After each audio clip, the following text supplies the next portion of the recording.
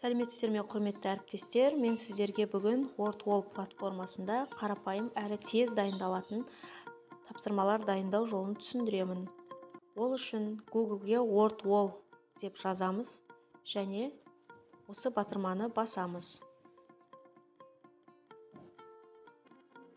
Регистрациядан өту батырмасын басып, электронды мекен-жай деген жерге өзіміздің электронды мекен-жайымызды жазамыз. Ары қарай пароль деген жерге өзіміздің паролімізді жазып, осылайша WordWall платформасына тіркелеміз.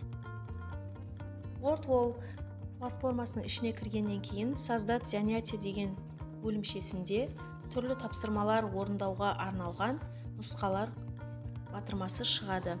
Мысалы, біз осы тапсырмалардың ішінен бірінші сәйкестендіру тапсырмасын таңдап аламыз. Бұл жерге количество слова деген жерге, мысалы, Тәуке хан деп жазайық. Және бұл WordWallдың өте тиімді жері, осы жерде картина батырмасын басып жіберіп, мысалға Тәуке ханның кез келген суретін осы жерден тікелей интернеттен жүктеп алуға болады. Жүктелді. Определение деген жерге, мысалы, Тәуке ханның хан болған жылдарын жазамыз. 1680-1715. Келесі добавить элемент дейміз да, келесі ханды жазамыз. Мысалы, Қасым хан. Дәл Тәуке хан секілді Қасым ханның да кез келген суретін жүктеп орналастыруға болады. Балаға суретімен қызықты болады. 1511 және 1518 жылдар. Ары қарай көбейте беруге болады.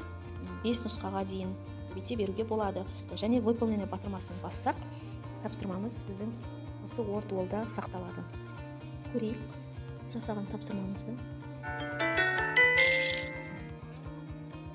Мінекей, хан болған жылдарына әкеліп сәйкестендіреміз. Мысалы, Хақназар хан, Тәуке хан және Қасым хан. Тарих пәніне диаграмма с метками деген тапсырмасы өте тиімді. Суреттерді іздеу бөлімінде, мысалы, Қазақстанның картасын таңдап аламыз.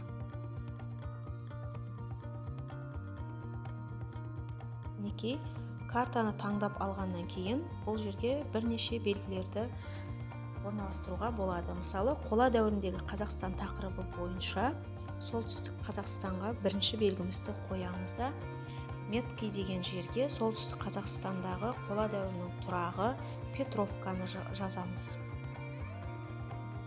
Келесі добавить метку батырмасын басып, екінші белгімізді орналастырамыз. Ол бізде Батыс Қазақстанда.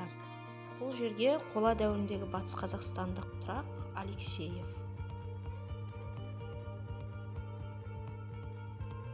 Алексеев тұрағы деп жазамыз. Ары қарайда белгілерді қалағаныңызша көбейте беруге болады. Орындау батырмасын бассақ, біздің тапсырмамыз сақталады.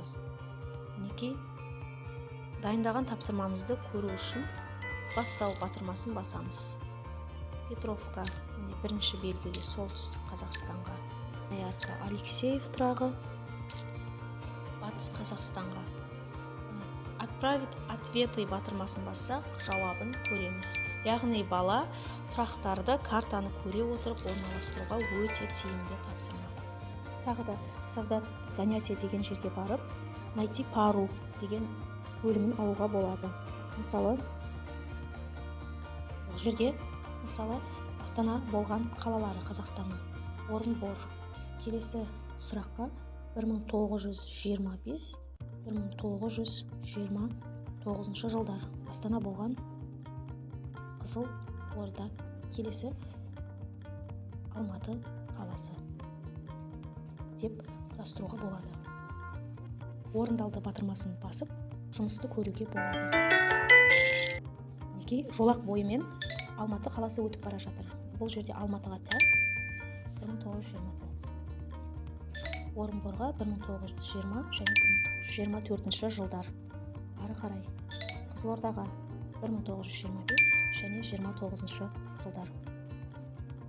Осылайша оқушыларға қызықты сабақтарды құрастырып сақтап қоюға болады.